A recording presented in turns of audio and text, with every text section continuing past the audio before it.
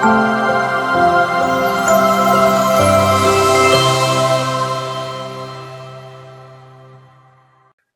இயேசு கிறிஸ்துவுக்குள் எனக்கு அருமையானவர்களே, நம் ஆண்டவர் இயேசு கிறிஸ்துவின் நாமத்தினால் உங்கள் அனைவரையும் வாழ்த்தி வரவேற்கிறேன்.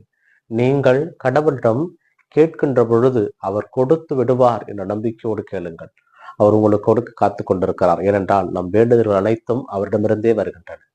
கிறிஸ்து இயேசுவில் மிகவும் பிரியமானவர்களே, தவக்காலத்தினுடைய 11வது நாளிலே இருக்கின்றோம்.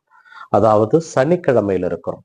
இன்றைய நாளிலே இறைவார்த்தை பகிர்வு நிகழ்விலே நமக்கு கொடுக்கப்பட்டிருக்கின்ற வாசகங்கள் முதல் வாசகமாக இணை சட்டம் நூலிலிருந்து நமக்கு செய்திகள் கொடுக்கப்பட்டிருக்கிறது.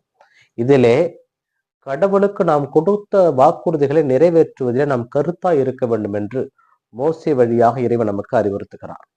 ஏனென்றால் கடவுள் ஒருவரே, அவரை நாம் அன்பு செய்ய வேண்டும். அவரை நாம் கொடுத்த வாக்குறுதிகளை கடைபிடிப்பதிலே முழு உள்ளத்தோடும் முழு இதயத்தோடும் இருக்க வேண்டும். அப்படி நாம் இருப்போமானால் கடவுளுடைய அன்புக்குரியவராகவும் அவருடைய அருளை பெற்றுக் கொள்கின்ற மக்களாகவும் நாம் வாழ்வோம் என்பதை அவர் தீர்க்கமாக இன்று எடுத்துக் கூறுகிறார். இன்றைய நற்செய்தி வாசகத்தில நம் ஆண்டவர் இயேசு கிறிஸ்து பழைய நியமங்கள் எப்படி இருந்தது, அதாவது பழைய முறைகள் எப்படி இருந்தது, புதிய முறைகள் எப்படி இருந்தது என்பதை இங்கு எடுத்துக் கூறுகிறார். இயேசு கிறிஸ்து ஒரு வித்தியாசமான ஒரு படிப்பினையை மக்களுக்கு கொடுக்கிறார். நீங்கள் உங்களுக்கு அடுத்திருப்பவரிடம் அன்பு செலுத்துவதும் உங்கள் பகைவரிடம் வெறுப்பு கூறுவதும் நீங்கள் கேள்விப்பட்டிருப்பீர்கள். ஆனால் நான் உங்களுக்கு சொல்கிறேன், உங்கள் பகைவரையும் அன்பு செய்யுங்கள் என்கின்ற புதிய போதனை இயேசு கிறிஸ்து இங்கே கொடுக்கிறார்.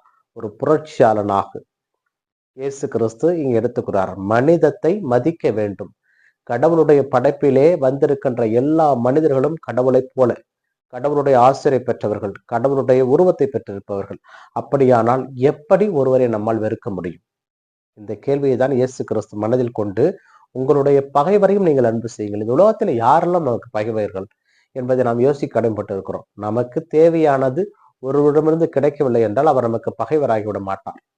இந்த உலகத்திலே எல்லாரையும் போலதான் எல்லாம் படைக்கப்பட்டிருக்கிறார்கள். ஆனால் ஒருவர் பணக்காரராகவும் ஒருவர் ஏழையாகவும் ஒருவர் ஒரு வேளை உணவு கூட வழி இல்லாமல் இருப்பதை பார்க்கின்ற பொழுதுதான் இந்த மனிதனுடைய பகிராக்குறையை நினைத்து நாம் வருத்தப்பட வேண்டியிருக்கிறது.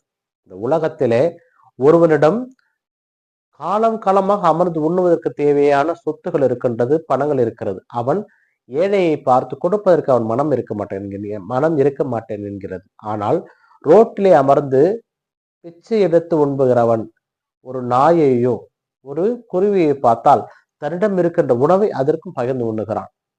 இந்த நிலைமைகளை பார்க்கின்ற பொழுதுதான் கடவுள் நமக்கு கொடுத்திருக்கின்ற ஆசிரியர் நினைத்து பார்க்க கடமைப்பட்டிருக்கிறோம். இறந்து போனால் அத்தனை சொத்துக்களையும் நாம் அள்ளி கொண்டு போவது கிடையாது. முடிந்தவரை கடவுளுக்கு நாம் கொடுத்திருக்கின்ற வாக்குறுதிகளை நாம் நிறைவேற்றுவதிலே கண்ணும் கருத்துமாக இருக்க வேண்டும். இருப்பதை எல்லாருக்கும் பகிர்ந்து கொடுக்க வேண்டும். எல்லாருக்கும் ஒரு உயிர் தான், எல்லாருக்கும் ஒன்று போலதான் கடவுள் அனைத்தையும் படைத்திருக்கிறார். ஆகையால் எதிலுமே வேற்றுமை பாராட்டுவதற்கு இடமே இங்கு கிடையாது. அதனால் இயேசு கிறிஸ்து அந்த நற்செய்தி வாசகத்தின் வழியாக சொல்லுவது, நீ உனக்கு தெரிந்தவர்கள், உன்னுடைய நண்பர்கள், உனது சகோதர சகோதரிகளை மட்டும் நீ அன்பு செய்வாயானால் அதைதான் பாவிகளும் செய்கிறார்கள், அதைதான் வரி தண்டுபோரும் செய்கிறார்கள். அதனால் நீ எல்லாரிடமும் அன்பு கொள். பகைவனே இல்லை, பகைவரிடம் அன்பு கொள். உனக்கு தேவையில்லாதவன், உன்னிடம் வம்பு வளர்ப்பவன், உன்னை கேட்பதை ஒருவன் தரவில்லைன்னா அவன் உனக்கு பகையாளி. இப்படி ஒன்று எண்ணத்தில் அமைத்துக் கொள்ளாமல் இந்த பூமியில் பிறந்த, இந்த பூமியில் வாழ்கின்ற, இந்த பூமியில் சுவாசித்துக் கொண்டிருக்கின்ற அத்தனை உயிர்களிடத்திலும் நாம் அன்பு கொள்ள வேண்டும். முடிந்தவரை அனைவரையும் இறைவனுடைய சாயலாகவே பார்க்க முன்வர வேண்டும். ஏனென்றால் இந்த உலகம் நமக்கானது, இந்த உலகம் நமக்காகவே படைக்கப்பட்டது. ஆனால் இது நம் சொந்த நாடு அல்ல. அதை மட்டும் மனதில் வைத்துக் கொண்டு இந்த 40 நாளை இறைவனுக்கு உகந்த நாளாக வாழ தேவையான ஆசிரியரை நாம் கேட்போம். இந்த நாள் உங்களுக்கு இனிய நாளாகவே அமையட்டும். இறைவனை சென்று வாழ்த்த பெறுவாராக. ஆமேன்.